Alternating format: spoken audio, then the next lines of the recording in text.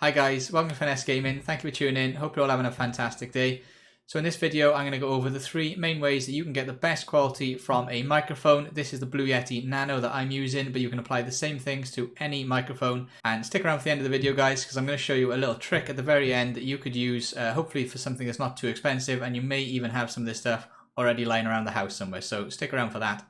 And yeah, I hope you enjoy it, guys. If you do, please drop a like. Hit that subscribe button and turn notifications on. Your support is hugely appreciated and it really does help the channel. And also, guys, you can find me streaming on Twitch and Facebook. Links will be in the description below. If you want to come and check them out, it'd be great to see you there. And without further ado, let's go ahead and jump into the video. Let's go.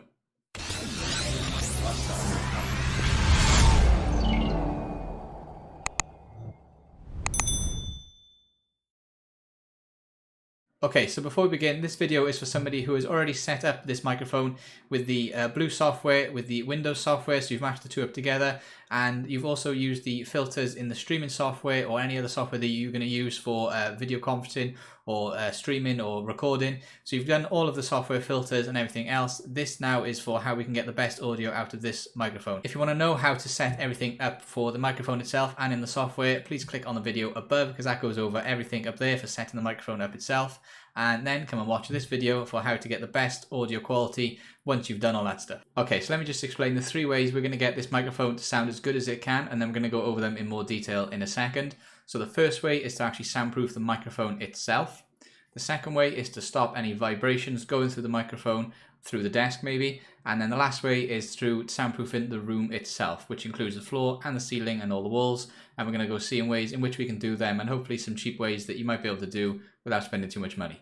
Let's go and have a look. So firstly, let's go over soundproofing the microphone itself. So as you can probably see, I've got a pop filter here, and I've got a foam filter actually over the microphone as well. And this is what it sounds like. Normally this is how I do my videos, this is how I stream, this is what I usually use. And this is the sound now without the pop filter, without the foam cover. This is now how the microphone sounds just as it comes out of the box, with nothing else applied apart from the filters that we've applied in Streamlabs. So this is how it sounds now. So as you can hear from that, without anything over it, the pop is a big difference. So the highs, okay, it does go up a little bit, and it's not quite as crisp a sound as this one. It's a bit more high and low, so it's not as good. So certainly these pop filters do help, and I will link everything that I'm going to talk about in the description below. If you guys want to check them out, you can go ahead and take a look. But these things aren't expensive. You can buy pop filters for maybe £10–12. You can buy a foam cover for probably even less than that. So for £20, should we say, you can get a much better audio quality than you can just as the standard microphone comes. And stick around to the very end, guys, because I am going to show you a way of doing it which you can use, something you can actually buy for the room, and you can also adapt it somehow to the microphone to make it sound pretty good as well. So stick around for that. Next, we're going to go on how to make it sound better without the vibrations, without the sounds of the keyboard and the mouse and other things around on the desk. And for that, the main thing I use, if you haven't realized already, is I use an arm attached to the side of the desk, so this one here. And this arm gives a lot more control over any vibrations. And secondly, if you have the Blue Yeti Nano or the Blue Yeti, you will get a stand like this, which has 2 problems, okay? Number 1, it isn't very tall, it's not very big, so it's much lower than this one would be on the desk. So if I put it down there now, it's probably 3 or 4 inches lower than this microphone is right now. So it's quite low, you've got to kind of look down to talk into it. Certainly if you're looking up into the camera, it's nowhere near the right height, so it needs to be a little bit taller than that really for what we want it for. And secondly, because it's going to be in front of you, it's A, in the way, and B, it's right in front of the keyboard and the mouse and everything else, so you can hear quite a lot of stuff going on the desk. Although with this one you can still, it's still attached to the desk, so if I wobble the desk you'll still hear a bit of noise, but it's a lot better, believe me, than one that's actually sat on the desk. The next thing I could do, which I haven't actually done, is buy the shock mount, which I don't have here, just because the blue one is quite expensive and you need the blue arm as well. So that all in all is probably £140 or £50, which I don't want to spend, so I haven't got that. I've just got a standard arm, which cost me something like £20 or £30 to buy. Again, I'll link it below. Go and take a look. So it does help a lot, and it's easy to attach the pop filter onto the arm as well. And then lastly, we've got the room. So this is how to soundproof the room. So obvious way of doing it is to buy yourself some foam panels, some soundproofing panels. I have a few of these. They're behind the camera actually, and there's about 6 of them behind the camera, and they're okay. I mean, they do a good job blocking the sound behind there, but basically when you speak into this microphone or when you speak, your voice is just pinging off everywhere, off every hard surface. So I've got a wooden floor, which isn't ideal. and I have not much other stuff on the wall. So it's one thing that I need to improve in this room. I'm going to get a carpet. I haven't got it yet, but when I do get it, it's going to improve the sound because the sound goes down as well as up and onto all your walls. So I'm going to get a better carpet or a carpet. That's going to improve the sound. If you don't want to buy a carpet and you just want a hard floor, maybe consider getting a rug or something. Any soft furnishings will help. You don't have to buy foam panels. So these, again, I bought 24 of them. I think I bought black and blue. They're about £32 for 24 of them. You can buy 12 of them for about £18, something like that, or even less if you can find them. And they're very good, but you don't need them. You can just use cushions, you can use teddy bears, you can use anything you want. As long as it's soft and fluffy, basically, it's going to dampen the sound. So that's basically all that is going to be for. And you want to put them not just randomly whole walls, just strategically around. So where you're speaking to, so behind the camera or behind the microphone is perfect. Opposite side of the room as well is very good.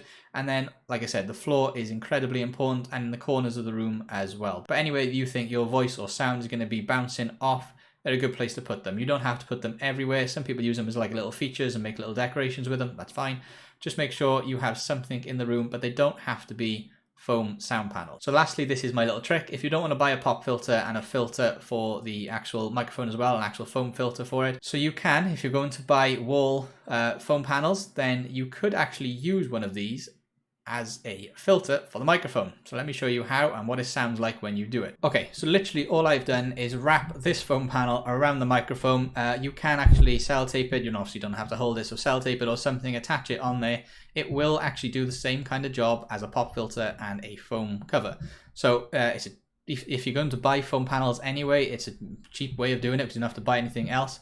But it is a pretty good way. It does actually stop the real big high pops and actually increase the clarity of the audio a little bit, so it makes it a bit clearer, and it does help. So this is a very cheap way of doing it. If you're already going to buy the foam panels, just use one for this. Okay guys, this is just a little sound test for you. This is what the microphone sounds like now with the pop filter over the front and the filter over the microphone as well. Okay, like you heard earlier, this is the microphone now without anything. This is no pop filter and no foam cover, just the microphone itself. This is how it comes out of the box, and this is what it sounds like now. Okay, and this is what it sounds like with the foam cover over it. This is one of the foam panels I've just wrapped around the microphone. I've taken it off the camera so you can't actually see it. So this is what it would be like if you were streaming, and this is what it sounds like with the foam panel wrapped around the microphone. Okay, so you can hear the difference there between the three different things. So the pop filter and the foam panel wrapped around does make the audio a lot better. The highs are not there, the big pops aren't there, and the clarity is a lot better. So it's definitely worth buying or picking up at least one of these things. But if you don't want to go out and buy a pop filter or anything else, then the ways to do it in the house would be to maybe even wrap a sock around it or wrap something around it that's sound can pass through, but it's going to dampen the sound. So something that's kind of soft, fluffy, like I said, anything can help to dampen the sound is going to be helpful for this, and it will definitely help make the audio clarity a lot better and make the audio sound much better to the viewer. Okay guys, that's the end of the video. I hope you enjoyed it. Please comment down below your thoughts on these different ways of doing it, and if you've tried anything else, and even if you have tried one of these things, let me know what you think of it. And yeah, like I said, I hope you enjoyed it. If you did, please consider dropping that like, hit the subscribe button, and turn notifications on. And like I said, your support's hugely appreciated, and it really does help this channel and help the channel grow.